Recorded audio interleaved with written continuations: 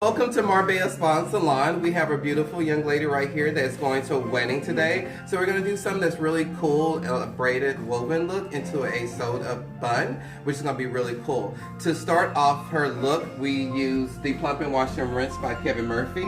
When I got her to the chair, I used body mask on her roots and combed it through. And then to build in lots of texture and lots of volume, I used Hair Resort and just blow dried that in.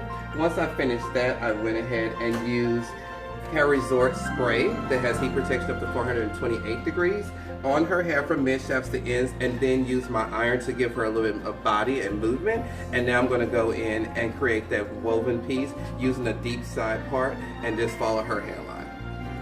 So we braided the first side of her hair, and what I did was as I'm braided, I took hair from underneath, and so that I can really mess this up and pull it apart. Right now I'm going to braid the second side for you guys. I'm using do-over to give me just a little more grip and texture, especially right here in the front. This product is really awesome. It's a dry powder and a hairspray, as well as a dry shampoo all in one.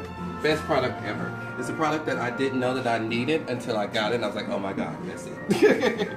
Alright, so when I start braiding, I'm going to do my 3 parts like always, and I'm going to start to create the woven piece, 3-strand braid, and as I'm braiding, I'm going to pull hair from underneath into my braid.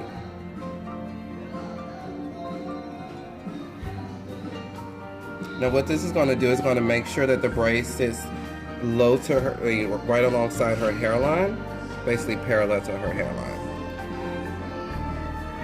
My thing I always say is that if you know how to braid, get that out of your head, because you want a deconstructed braid that you can mess up at the end. Like my braid is looking a little too perfect, but I'm gonna deconstruct it at the end to give it that really cool woven piece that you're seeing in, on the runway and in fashion shows these days.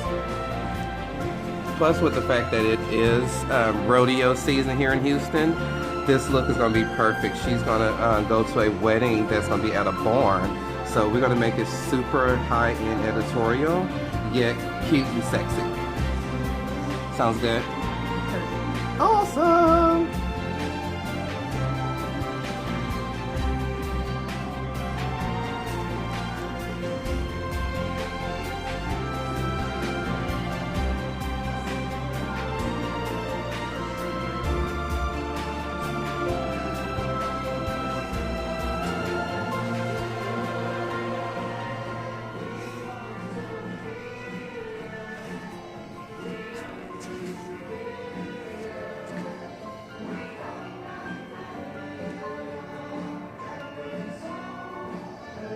And secure it with elastic.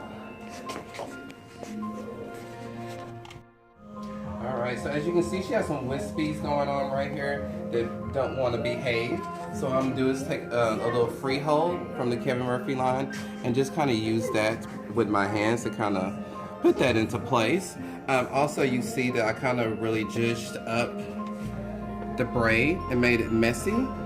The messier, I always say, the better, because you want it to look done yet undone, very whimsical. Pull it a little bit, and you see how it wants to hug around the side of her hairline. This piece now is wanting to go where I want it to go. And so what I'm doing is just taking the braid, pushing it, and just doing a little zhuzh with my fingers. Pull it and zhuzh it. Pull and zhuzh. Pull and zhuzh. Now to secure it in the back, what I'm going to do is I'm going to take my duck-bill clips, and I'm going to organically put the braid intertwined with itself. Clamp that.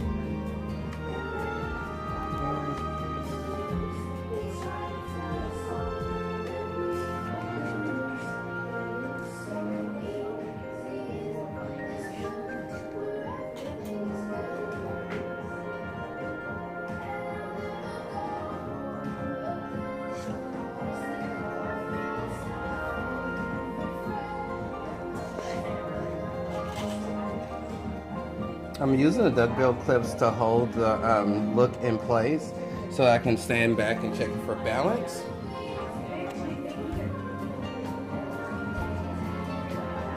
And then start sewing it together. So I'm using sewing thread and a needle. Without it falling down. That's a heavy gauge. Is that waxed? Yes, it is waxed. It's the Kevin Murphy needle and thread. It has like a little coating on it. Sometimes what I do is I take my nail and I'll go down the thread itself. It just flattens the thread and allows me to have great grip on it whenever I start sewing. Whenever I want to start sewing, I'm going to find out the place where I want it to be, and I'm going to create an anchor stitch. That's what So let's create our anchor stitch right here.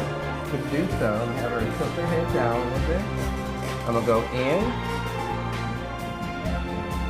leave the string hanging out, go back in at that same point, bring it out,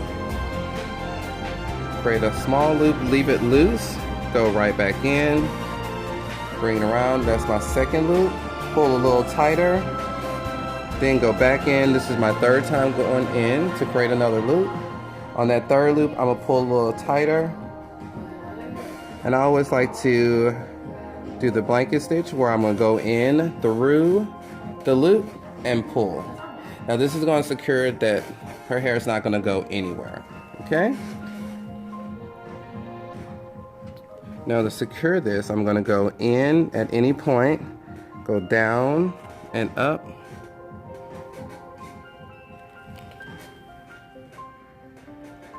This guy popped out. We're gonna get him back in there. Go down and then through. With this look, if your thread shows a little bit, it's kind of cool. I like this better than showing, was it bobby pins and hairpins?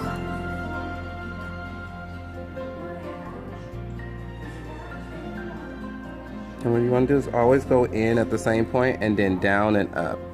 And you're going to create an interlock underneath the braid. It won't be as seen by the... So we're done. This is a very important part. You want to make sure you don't cut the client's hair. So you want to find this thread as close as you can to it, nip it, and then it's done. And as you can see, like, it's very whimsical.